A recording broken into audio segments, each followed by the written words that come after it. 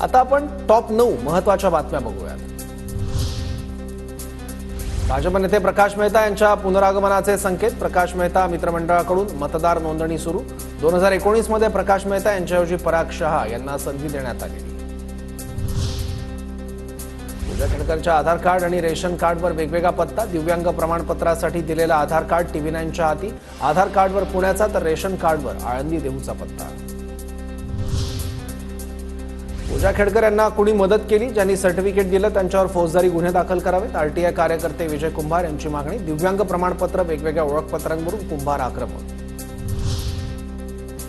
शिखर बँक घोटाळा प्रकरणी आणखी 50 निषेध याचिका दाखल होणार। 31 ऑगस्टला क्लोजर रिपोर्ट आणि निषेध याचिकांवर एकत्रित सुनावणी।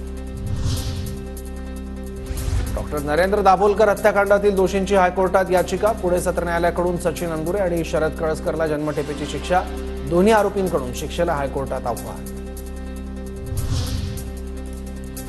बारामतीमध्ये उपमुख्यमंत्री अजितदादा पवार यांच्या वाढदिवसानिमित्त कुस्ती सामन्यांचं आयोजन। जय पवारांच्या संकल्पनेतून आयोजित स्पर्धेत देशातील नामांकित कुस्तीगिरांचा असणार सहभाग।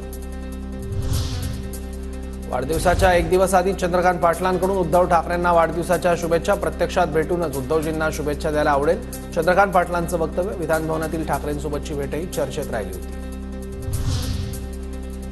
मातोश्री परिसरामध्ये उद्धव ठाकरेंच्या वाढदिवसानिमित्त कार्यकर्त्यांची जोरदार बॅनरबाजी। पुन्हा उद्धव ठाकरेंना मुख्यमंत्री बनवण्याचा निर्धार। बॅनरवरील आशयाने वेधलं लक्ष।